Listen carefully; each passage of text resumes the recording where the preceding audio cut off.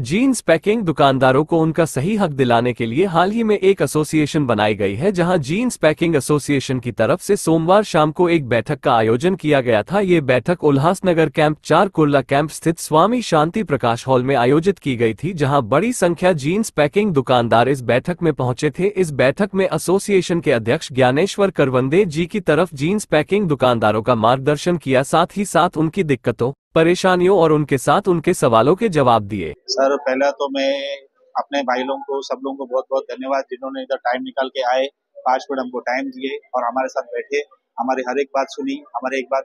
दूसरा रिक्वेस्ट मैं अपने व्यापारी लोगों को करना चाहता हूँ कि 5 नंबर में इतना बड़ा जीन्स रेडीमेड गारमेंट्स का काम है, वो काम जो है वो बहुत आगे बढ़ गया है, बहुत अच्छा चल रहा है।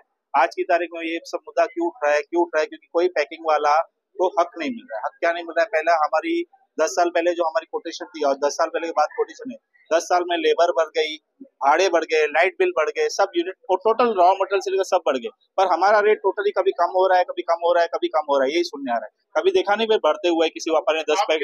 मेरे को लगभग 16 साल हो गया, लगभग 16 साल हो गया।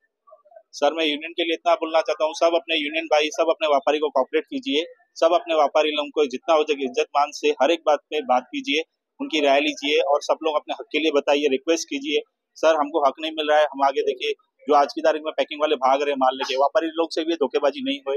सब लोग व्यापारी लोग भी हमको साथ दीजिए, हमको हमारा हक दीजिए, बस मेरी यही सबसे विनती है। सर मैं तो बहुत सहमत हूँ, बहुत।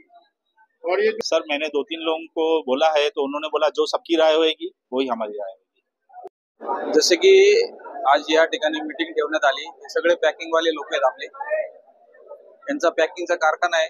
5 नंबरला जीन्स मार्केट आहे, या जीन्स मार्केटच्या धनी लोकांचा माल बनवण्याचं काम करतात हे।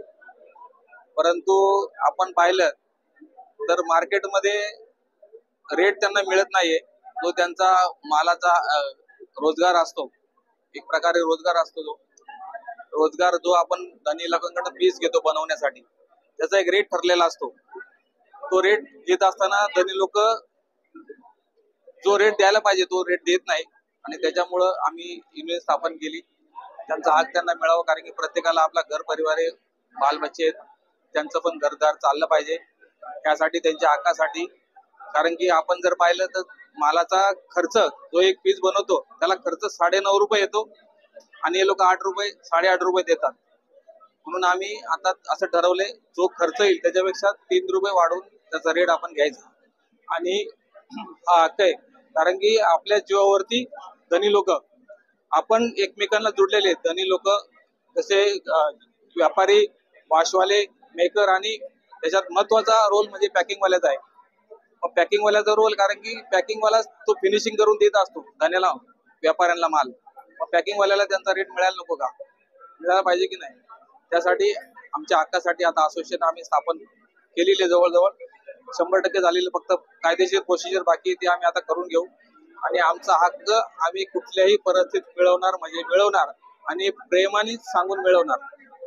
त्या लालसाईच्या कमिटीशी आम्ही बोललो, त्यांच्याशी चर्चा केली, ज्या समस्या आहेत रेट संदर्भात ज्या इश्यू होते, बाबा रेट कमी मिळतो आम्हाला वाढून मिळाला पाहिजे, या संदर्भात चर्चा केली। त्यांनी पण चांगला आम्हाला प्रतिसाद दिला, सकारात्मक चर्चा झाली। त्यानंतर त्यांनी पुढे जाऊन व्यापारी लोकांशी आमची मीटिंग लावली, व्यापारी लोकांशी चर्चा करून, आणि व्यापाऱ्यांनीही चांगला प्रतिसाद दिला आणि ते बोलले तुमचं म्हणणं खरं आहे, परंतु कशा काही चुक्या आमच्या पॅकिंग वाले जे आहेत ते कमी रेट मध्ये काम करतात, तर ते बोलले तुम्ही ते त्यांना सांगून सुधारून घ्या, तुमची युनिटी करा आणि मग आम्ही कुठल्या पुढे येणाऱ्या ज्या गोष्टी असतील रेट संदर्भात त्याचा आम्ही सकारात्मक विचार करू।